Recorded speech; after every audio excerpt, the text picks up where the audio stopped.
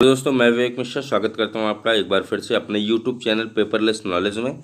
तो दोस्तों आज है 4 अगस्त और आज हम लोग बात करने वाले हैं आज के टॉप 10 करंट अफेयर्स क्वेश्चंस के बारे में। वीडियो को एकदम एंड तक ध्यान से देखिएगा क्योंकि हम लोग इसी के अंत में कुछ क्वेश्चंस पे चर्चा भी करते हैं जिसका आंसर आपको हमारे कमेंट बॉक्स में जाके देना होता है। दोस्तों अगर अभी तक आपने हमारे चैनल को सब्सक्राइब ना किया है तो इसे सब्सक्राइब कर लें, बगल में दिए हुए बेल आइकन को जरूर प्रेस करें जिससे कि आपको आने वाली हर वीडियो की नोटिफिकेशन टाइमली मिल सके। वहीं अगर आप हमारे टेलीग्राम ग्रुप से जुड़ना चाहें तो टेलीग्राम ग्रुप से जुड़ सकते हैं जिसका लिंक हमने अपने डिस्क्रिप्शन बॉक्स में दे रखा है, वहां से जाके आप डेली की पीडीएफ फाइल डाउनलोड कर सकते हैं। चलिए बात करते हैं आज के क्वेश्चंस की। तो आज का पहला क्वेश्चन है, तो दोस्तों यहाँ पे आपका पहला क्वेश्चन जो है वो है नील विद्रोह कब हुआ था। तो नील विद्रोह में आपके 4 ऑप्शन दिए गए हैं, चारों में जो सही आंसर है वो है ऑप्शन ए 1859 से 60 ईस्वी में। 1859 से 60 ईस्वी में नील विद्रोह हुआ था। अपने आंसर से इसको मिला लीजिए। दूसरा क्वेश्चन आपसे पूछा गया है बेसिन की संधि कब हुई थी। तो यहाँ पे जो सही आंसर है वो है ऑप्शन ए 1802 ईस्वी में। ठीक है, तो दोनों आंसर को अपने आंसर से मिला लीजिए। चलते हैं नेक्स्ट क्वेश्चन पे। तो नेक्स्ट क्वेश्चन है हमारा, महात्मा गांधी सेतु जो हाल ही में समाचारों में देखा गया था किस राज्य में स्थित है। यहाँ पे आपके 4 राज्यों के नाम दिए गए हैं, इनमें जो सही आंसर है वो है ऑप्शन सी बिहार। तो आपको बता दें कि महात्मा गांधी सेतु कहाँ पे स्थित है, बिहार राज्य में स्थित है, जो कि अभी हाल ही में काफ़ी न्यूज़ में चर्चित था और काफ़ी ये समाचार पत्रों में भी देखा गया। वहीं आपको बता दें कि केंद्रीय सड़क परिवहन मंत्री राजमार्ग नितिन गडकरी ने वीडियो कॉन्फ्रेंस के माध्यम से मैं इसलिए बता रहा हूं क्योंकि इस समय कोविड-19 का सत्र चल रहा है। इस समय जो भी उद्घाटन हो रहे हैं या जो भी योजनाओं का शुभारंभ किया जा रहा है, सारी योजनाएं वीडियो कॉन्फ्रेंसिंग के माध्यम से ही की जा रही हैं लगभग। तो यहाँ पे नितिन गडकरी ने वीडियो कॉन्फ्रेंस के माध्यम से महात्मा गांधी पुल के अपर स्ट्रीम लेने का उद्घाटन किया। अपर स्ट्रीम लेन का उद्घाटन इन्होंने किया किसके माध्यम से, वीडियो कॉन्फ्रेंस के माध्यम से। वहीं आपको बता दें कि 5.5 किलोमीटर 4 लेन पुल पटना और बिहार के हाजीपुर को जोड़ने वाली गंगा नदी पर बनाया गया है। किस नदी पर, यह क्वेश्चन आपसे पूछा जा सकता है कि यह पुल जो है वो किस नदी पर बनाया गया है। तो ये हाजीपुर को जोड़ने वाली गंगा नदी पर बनाया गया है। और किस कहाँ से कहाँ तक, ये पटना और बिहार के हाजीपुर को जोड़ने वाली जो है पुल है, जो कि 5.5 किलोमीटर मतलब 5.5 किलोमीटर का पुल ये बनाया गया है। और इस पुल का पुनर्निर्माण कार्य वर्ष 2017 में शुरू हुआ और लागत परिव्यय 1742 करोड़ रुपए है। मतलब इसमें जो लागत आई है वो 1742 करोड़ रुपए लागत आई है। और पुल का डाउन स्ट्रीम लेन को 2021 तक पूरा किया जाएगा और पुराने पुल को कंक्रीट संरचना को नए स्टील डेक में बदल दिया जाएगा। मतलब इसका जीर्णोद्धार किया जा रहा है, इसको नव निर्माण किया जा रहा है। ये पहले से बना था, इसको जो है फिर से इसमें जो है कुछ जैसे आप कह सकते हैं कि इस पे जो है रीवर्क हो रहा है। ठीक, नेक्स्ट क्वेश्चन पे चलेंगे। नेक्स्ट क्वेश्चन है हमारा, किस केंद्रीय मंत्रालय ने आईटी सक्षम छात्रवृत्ति योजनाओं के लिए स्कॉच गोल्ड अवार्ड प्राप्त किया। यहाँ पे 4 ऑप्शन दिए गए हैं, इनमें जो सही आंसर है वो है ऑप्शन डी जनजातीय मामलों का मंत्रालय। अभी हमने आपको कल वाले वीडियो में भी ये क्वेश्चन पर चर्चा की थी, स्कॉच गोल्ड अवार्ड किस मंत्रालय को प्राप्त हुआ है, तो इसके बारे में हमने आपको बताया था। तो यहाँ पे आपका सही आंसर है जनजातीय मामलों का मंत्रालय। आपको बता दें कि जनजातीय मामलों के मंत्रालय को आईटी सक्षम योजनाओं के माध्यम से आदिवासियों के सशक्तिकरण के लिए स्कॉच गोल्ड अवार्ड मिला है। और 66वें स्कॉच पुरस्कार समारोह का आयोजन India response to Covid through digital governance शीर्षक पर किया गया था। जनजातीय मामलों के मंत्रालय ने डिजिटल इंडिया ई गवर्नेंस प्रतियोगिता में पुरस्कार जीता और मंत्रालय ने अपनी 5 छात्रवृत्ति योजनाओं को प्रत्यक्ष लाभ अंतरण पोर्टल के साथ एकीकृत किया था। नेक्स्ट क्वेश्चन पे चलेंगे। नेक्स्ट क्वेश्चन हमारा, 15वें वित्त आयोग द्वारा स्थापित कृषि निर्यात पर उच्च स्तरीय समूह के अध्यक्ष कौन है। यहाँ पे आपके 4 ऑप्शन दिए गए हैं, इनमें जो सही आंसर है वो है ऑप्शन ए संजीव पुरी। तो संजीव पुरी जी वित्त आयोग द्वारा स्थापित कृषि निर्यात के उच्च स्तरीय समूह के अध्यक्ष हैं और इन्होंने 15वें वित्त आयोग के आईटीसी के अध्यक्ष संजीव पुरी की अध्यक्षता में कृषि निर्यात पर 8 सदस्यीय उच्च स्तरीय समूह की स्थापना की थी। यह कृषि निर्यात को प्रोत्साहित करने के लिए राज्यों को प्रदर्शन प्रोत्साहन की सिफारिश करने के लिए स्थापित किया गया था।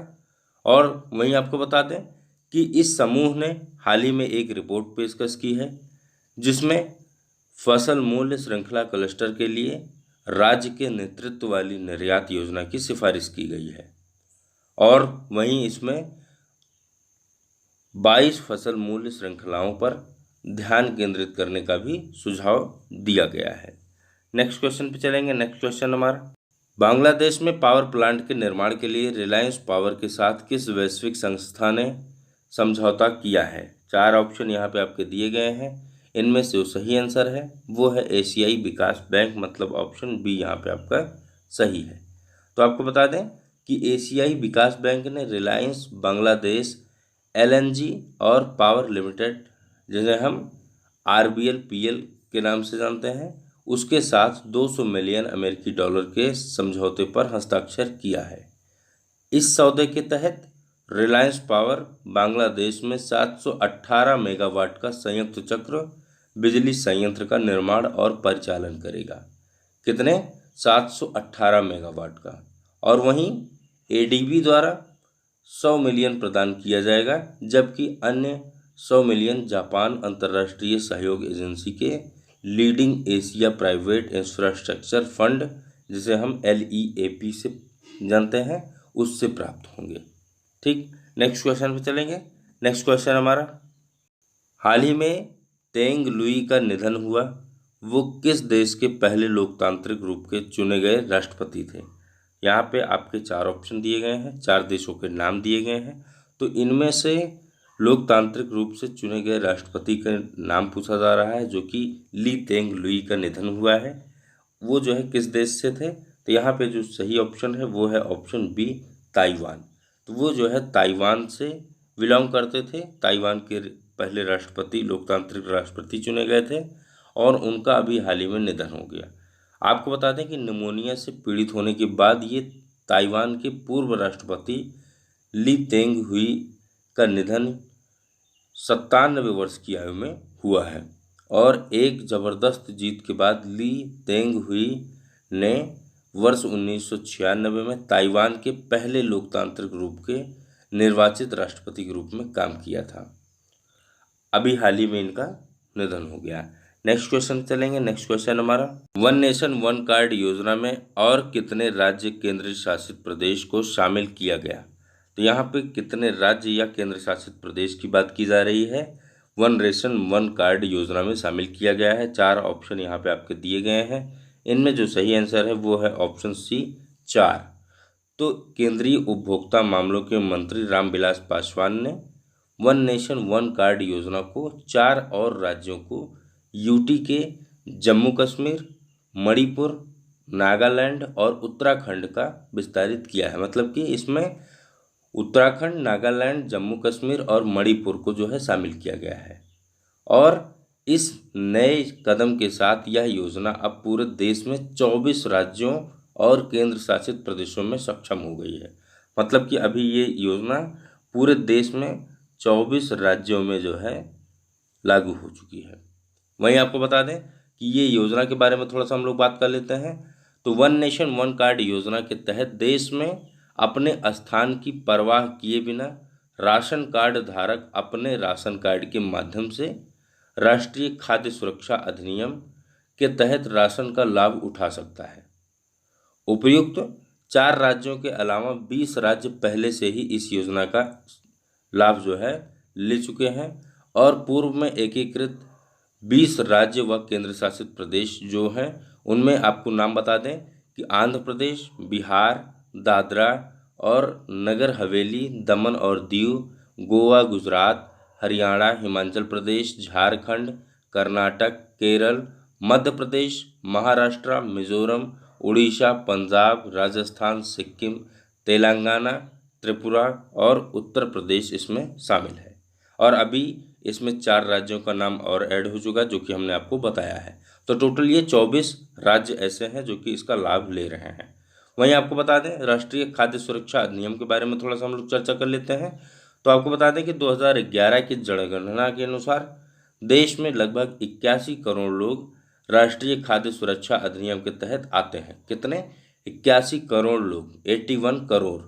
ठीक, तो यहाँ पे आपको बता दें कि इसके तहत जो ये 81 करोड़ पीपल्स आते हैं वो इस अधिनियम के तहत भारत सरकार समाज के सबसे कमज़ोर वर्गों अर्थात अंत्योदय परिवार को कवर कर रही है और इन परिवार को प्रति माह 35 किलोग्राम खाद्यान्न मिलता है।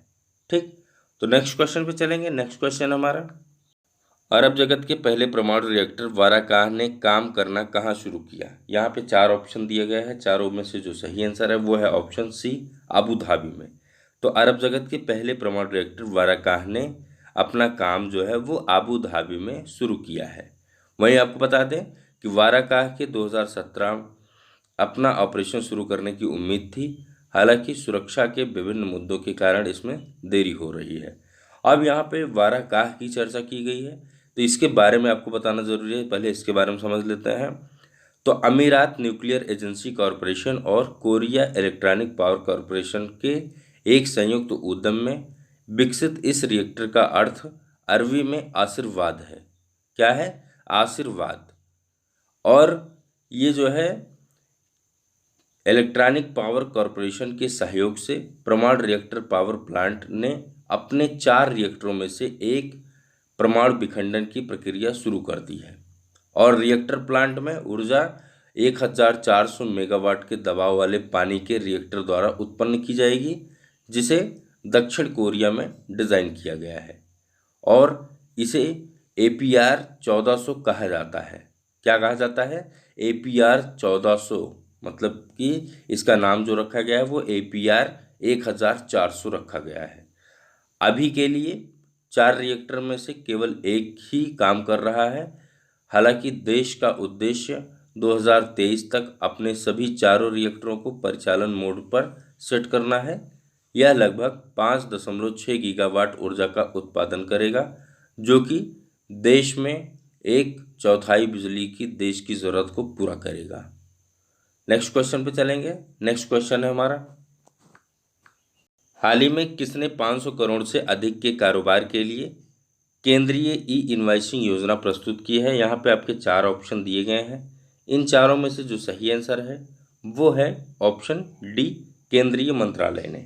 तो केंद्रीय मंत्रालय या केंद्रीय मंत्री ने जो है इस योजना की शुरुआत की है। इसने जो है 500 करोड़ रुपए से अधिक के कारोबार के लिए केंद्रीय ई इनवाइसिंग योजना की प्रस्तुति दी है। यहाँ पे ई इनवाइसिंग योजना की बात की जा रही। ई मतलब इलेक्ट्रॉनिक, इनवाइसिंग मतलब इनवाइस। ठीक है, तो इसका पूरा नाम हम इलेक्ट्रॉनिक इनवाइस कह सकते हैं। नेक्स्ट क्वेश्चन पे चलेंगे। नेक्स्ट क्वेश्चन है हमारा, राजस्थान न्यायिक सेवा में अति पिछड़ा वर्ग को कितने प्रतिशत आरक्षण को मंजूरी मिली? 4 ऑप्शन यहाँ पे आपके दिए गए हैं। इन चारों में जो सही आंसर है वो है ऑप्शन सी, 5%।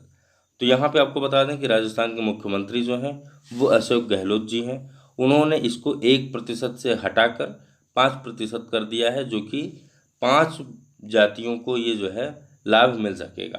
ठीक, यहाँ पे इस तरीके से आप समझ लीजिए कि राजस्थान सरकार ने गुर्जर समाज सहित अति पिछड़ा वर्ग में शामिल 5 जातियों के युवाओं को राजस्थान न्यायिक सेवा में 1% के स्थान पर 5% आरक्षण देने का निर्णय लिया है और इसके लिए उन्होंने मंत्रिमंडल में राजस्थान न्यायिक सेवा नियम 2010 में संशोधन को मंजूरी भी दे दी है।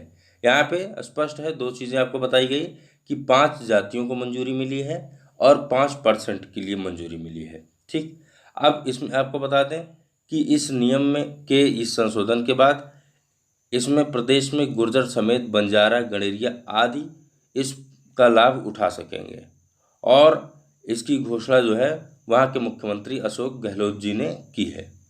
वहीं आपको बता दें कि इसमें अब जो ये 5 जातियाँ इसमें शामिल होंगी उसमें गुर्जर, रायका, रैबारी, गणरिया, लुहार, बंजारा और गांडिया आदि जो है इसमें शामिल हो सकेंगे और इसका ये लाभ उठा सकेंगे। ठीक, तो नेक्स्ट क्वेश्चन पे चलेंगे। नेक्स्ट क्वेश्चन है हमारा, भारत अगरबत्ती उत्पादन में आत्मनिर्भर बनेगा, इसकी अनुमति किस मंत्री ने दी? यहाँ पे 4 ऑप्शन दिया गया है, चारों में जो सही आंसर है वो है ऑप्शन बी, नितिन गडकरी। तो आपको बता दें कि केंद्रीय एमएसएमई मंत्री नितिन गडकरी ने अगरबत्ती उत्पादन में भारत को आत्मनिर्भर बनाने के लिए खादी और ग्रामोद्योग आयोग द्वारा प्रस्तावित एक अद्वितीय रोजगार सृजन कार्यक्रम को मंजूरी दी है। और सूक्ष्म और लघु उद्योग मंत्रालय ने अगरबत्ती व्यवसाय को बढ़ाने और इस क्षेत्र में आयात मतलब इंपोर्ट घटाने हेतु बड़ा कदम उठाया है। वहीं आपको बता दें कि एमएसएमई मंत्रालय ने यह भी कहा कि खादी अगरबत्ती आत्मनिर्भर मिशन का लक्ष्य देश में अगरबत्ती के उत्पादन में उल्लेखनीय वृद्धि के साथ साथ भारत के विभिन्न हिस्सों में बेरोजगार और प्रवासी मजदूरों को रोजगार उपलब्ध कराना है। और मंत्रालय ने कहा कि इस प्रस्ताव को पिछले महीने एमएसएमई मंत्रालय के पास संतुलित के लिए भेजा गया था। अब आपको बता दें कि राज्य जो है जो इसमें जो है जो उत्पादन है वो किस तरीके से होगा या किस तरीके से कार्य होगी। तो इस परियोजना के पूर्ण कार्यान्वयन पर अगरबत्ती उद्योग में हजारों की संख्या में रोजगार के अवसर का सृजन होगा। खादी अगरबत्ती आत्मनिर्भर भारत मिशन नाम का एक कार्यक्रम का उद्देश्य देश के विभिन्न हिस्सों में बेरोजगार और प्रवासी श्रमिकों के लिए रोजगार पैदा करना और घरेलू अगरबत्ती उत्पादन में पर्याप्त तेजी लाना है। इस कार्यक्रम का मुख्य लक्ष्य कारीगरों एवं स्थानीय अगरबत्ती उद्योग को सहायता उपलब्ध कराना है। इस योजना के तहत खादी और ग्रामोद्योग आयोग सफल निजी अगरबत्ती निर्माताओं के माध्यम से कारीगरों को अगरबत्ती बनाने की स्वचालित मशीन और पाउडर मिक्सिंग मशीन उपलब्ध कराएगा, जो व्यापार भागीदारों के रूप में समझौते पर हस्ताक्षर करेगा। वहीं आपको बता दें कि केवाईसी के केवल स्थानीय रूप से भारतीय निर्माताओं द्वारा निर्मित मशीन की खरीद का फैसला किया गया है और इसका उद्देश्य स्थानीय उत्पादन को प्रोत्साहित करना भी है। नेक्स्ट क्वेश्चन पे चलेंगे। नेक्स्ट क्वेश्चन हमारा, तो चलिए बात करते हैं आज के क्वेश्चंस का। तो क्वेश्चंस ऑफ द डे आज का क्या है? तो आज का पहला क्वेश्चन है, इंग्लैंड में गौरवपूर्ण क्रांति कब हुई थी? यहाँ पे आपके 4 ऑप्शन दिए गए हैं। हिस्ट्री रिलेटेड क्वेश्चंस है, 1 नंबर का क्वेश्चन आपके एग्जाम में पूछा जाएगा। दूसरा क्वेश्चन है, शाहनामा के लेखक कौन थे? तो शाहनामा के लेखक थे, यहाँ पे 4 ऑप्शन दिया गया है। चारों में से आपका ऑप्शन कौन सा सही है, दोनों का आंसर जाके आप हमारे कमेंट बॉक्स में दीजिए। तो दोस्तों कैसी लगी आज की वीडियो? अच्छी लगी हो तो लाइक व शेयर करना ना भूलें, दोस्तों के साथ अपने शेयर करें।